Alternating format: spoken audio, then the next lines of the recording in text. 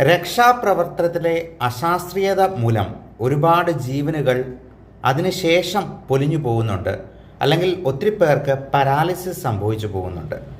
പ്രത്യേകിച്ചും കഴിഞ്ഞ ദിവസം അപകടത്തിൽപ്പെട്ട ഉമാ തോമസ് MLA എടുത്തുകൊണ്ട് പോകുന്ന ദൃശ്യം കണ്ടപ്പോൾ ഇങ്ങനെ ഒരു കാര്യം ഷെയർ ചെയ്യണമെന്ന് തോന്നി. കാരണം കൈയും കാലും തൂക്കിയെടുത്ത് പോകുമ്പോൾ അവരുടെ തല താഴേക്ക് ഊർന്ന് അത് ആടുമായിരുന്നു.